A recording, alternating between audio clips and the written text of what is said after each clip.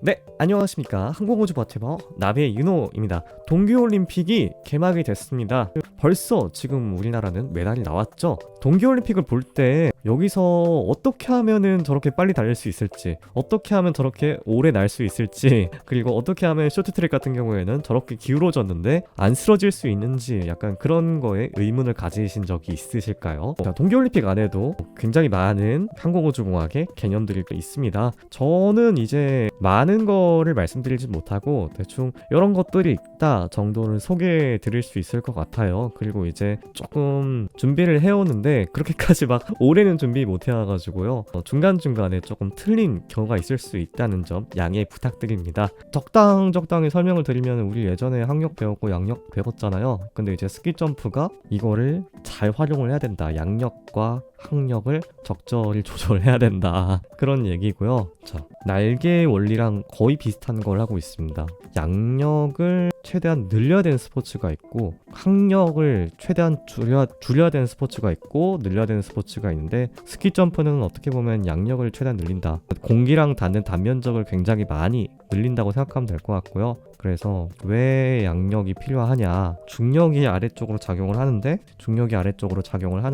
이 중력을 항력을 통해서 조금이라도 좀 이겨내면은 이제 그만큼 내려오는 속도가 떨어지지만 그만큼 이 앞으로 가는 속도는 비슷해요. 그러니까 똑같단 말이죠. 그러면 이제 시간이 늘어난 만큼 앞으로 더 갈 수 있다. 그래서 실제 코스에서도 약간 이런 식으로 더 이동거리가 증가하는 효과가 있죠. 그렇기 때문에 되게 어려운 말을 써놨지만 그거예요. 바람 잘 타가지고 떨어진 속도 늦춰가지고 어떻게든 더 멀리 가야 된다라는 말입니다. 근데 이거를 어떻게 약간 전문 용어스럽게 약간 설명을 하면은 이런 식으로 볼 수 있는 거죠. 이런 얘기도 했고요. 그러면은 우리가 얘 같은 경우에는 양력을 늘려야 된다. 스키 점프가 양력을 늘리려고 하는데, 기본 구조가 이렇게 돼 있으면은 우리 양력식에서 공기 밀도는 우리가 못 바꿔요. 우리 신이 아닌 이상 못 바꾸고, 공기 속도는 똑같다고 가정을 해야 됩니다. 그러니까 모든 것이 다 똑같다고 가정을 할 때 양력 계수랑 단면적을 늘리면은 양력이 이제 올라간다. 그래가지고 최대한 늦게 떨어질 수 있는데, 그 단면적을 어떻게 늘리고 양력 계수를 어떻게 늘릴 수 있는지. 근데 단면적은 커질수록 늘어나잖아요. 그러니까 이제 최대한 손과 팔과 다리를 뻗으면은 늘어난다. 그리고 이 속도를 늘리는 방법이 있어요. 속도를 처음에 늘리는 방법은, 처음에 이렇게 내려오잖아요. 이때 거의 단면적을 줄여가지고 항력을 최소한으로 받게 하고, 그 다음에 여기서는 항력을 많이 받아야 되니까 최대한 손과 발을 뻗으면서 공기를 최대한 많이 받게끔 하는 것이 이제 전략이고요. 추가로 양력 계수를 늘려야 되는데, 사실 양력 계수는 실험값이에요. 이때 어느 정도 힘을 많이 받는다 라고만 알려져 있고, 실제로 양력 계수를 늘린다, 양력이 늘어나기 위해서는 압력 차이가 나야 되고, 그렇게 해서 위로 들어올리는 힘이 생겨야 됩니다. 그러니까 뭐 이제 보시면 아시겠지만, 이제 여기는 압력이 크고 여기는 압력이 낮기 때문에 힘이 이렇게 세가지고 양력이다라고 하잖아요. 그것처럼 이제 압력 차이를, 여기는 압력이 크고 여기는 압력이 작아야 돼요. 최대한 압력을 크게 해야 돼. 근데 압력이 크려면요, 속도가 작아야 돼요. 그러니까 최대한 여기다가 공기를 모아놔야 돼. 그러니까 이렇게 쭉 해놓으면요, 요 자세가 좋은 게 뭐냐면은, 한번 스키에 닿고 그 다음에 또 다시 뒤에 몸에 닿고, 그렇게 해가지고 단면적이 늘어나는 효과가 있죠. 그리고 이제 이렇게 하면은 쑥 빠져나가요. 어쨌든 압력 분포가 거의 비슷한데, 여기 아래쪽에 보면은 V자 아래쪽에 압력이 세져요. 왜냐? 여기에 이게 속도가 좀 줄어들죠. 속도가 많이 줄어듭니다, 여기서는.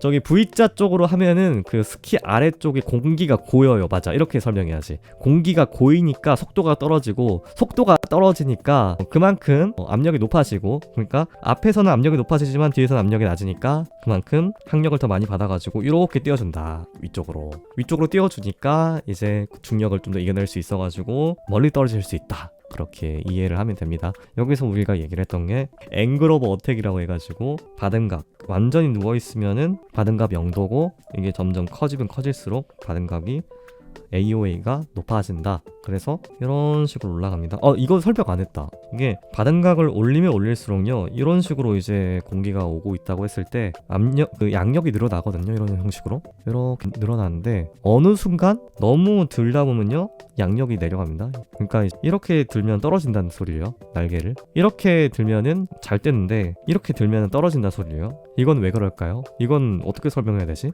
얘는 유체역학으로 설명을 해야 된다. 여기 영역에서는 이제 뭐 개수 이런 걸 설정하지 말고 유체역학으로 바라봐야 된다. 그래서 이런 식으로 층류와 난류를 소개를 드렸습니다. 자, 층류는 뭐냐면요, 공기가 크게 달라지지 않아요. 크게 달라지지 않고 거의 똑같은 속도로 면을 따라 가지고 흘러갑니다. 이게 층류예요. 근데 이제 어느 순간 이 층류도 이게 속도가 빨라지면 빨라질수록 이런 형식으로 이제 여기가 압력이 또 생긴단 말이죠. 압력이 원래는 여기가 압력이 세야 되는데 여기도 압력이 세요. 그러면서 이런 형식으로 이제 슝 하고 이제 확 줄어들고, 뒤에 압력이 작다. 뒤에 압력이 작으니까 여기에 이제 빈 공간이 생겨요. 빈 공간이 생기면은 여기는 압력이 높은데 빈 공간이 생겨가지고 압력이 낮으니까 항력을 확 받아버린다. 그래서 층류는 사실은 안 좋습니다. 층류가 생기면은 항력을 엄청 받아요. 그러면은 난류는 뭐냐? 난류는 뒤쪽에 공기 흐름들이 확 섞입니다. 막 섞여요. 이게 어쩔 때 생기냐? 속도가 엄청 높을 때,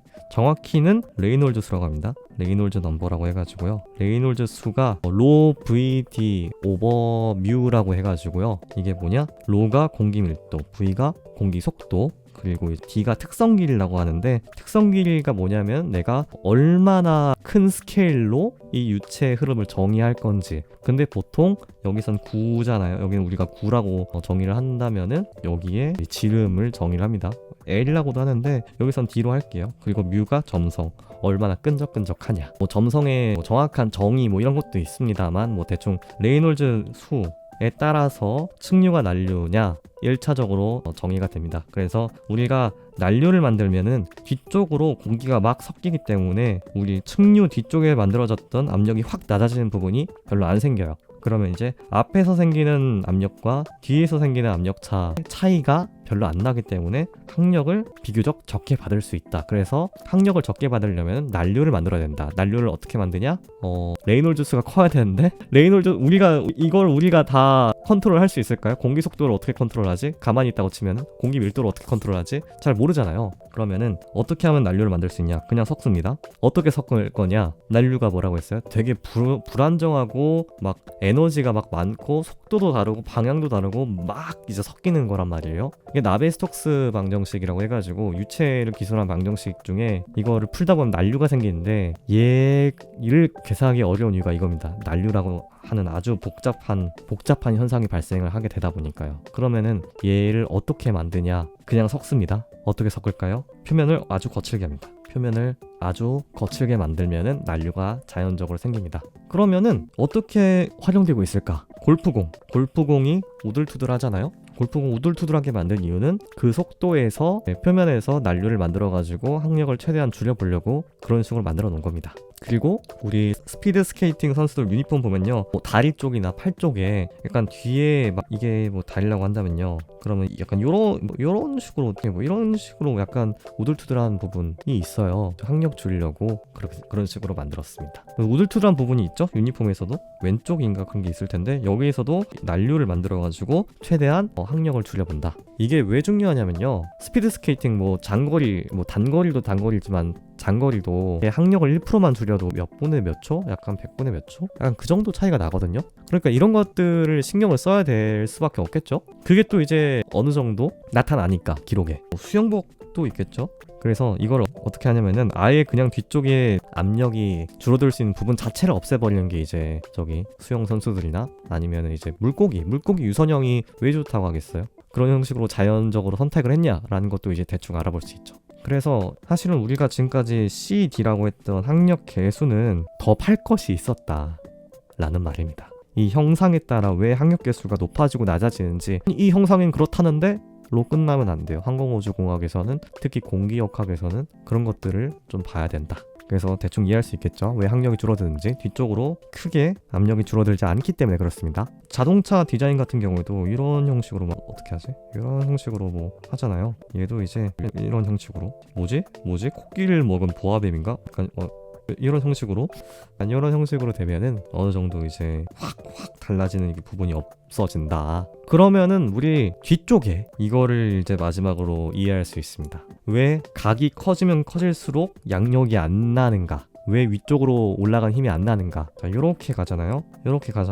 근데 높아지면은 이렇게 부딪힙니다. 이렇게 부딪히고 이렇게 부딪혀요. 그러면은 여기 빈 공간이 생기죠? 빈 공간이 엄청 생기는데 이 빈 공간을 메꿔야 돼요. 빈 공간을 이렇게 메꿔야 됩니다. 빈 공간을 이렇게 메꿔버리니까 그만큼 이제 얘가 불안정해지고, 그러면 이제 속도가 줄어들죠. 항력도 높아져요. 항력이 높아지니까 속도가 줄어들죠.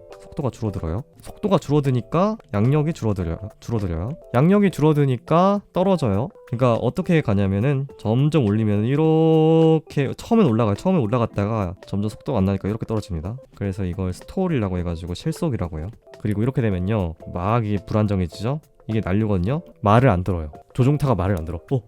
이렇게 되고, 지금 이런 것들이 어쨌든 제어가 돼야 되잖아요. 제어가 돼야 되는데 얘는 제어가 안 돼. 이게 난류가 난류가 왔다 갔다 해. 막 왼쪽 오른쪽 왔다 갔다 하니까 제어가 안 돼가지고 한번 난류가 생겨버리면 다시 회복도 힘들거든요. 그래서 이제 그걸 좀 조심해야 된다. 이거는 제가 좀 설명하다가 나온 말인 것 같습니다. 본 설명 때는 안 나왔는데 그렇다고 보시면 될 것 같고요. 마지막은 항공우주공학이지만 동력학이다. 기본 동력학이라 가지고 항공우주랑 그렇게 차이가 있냐?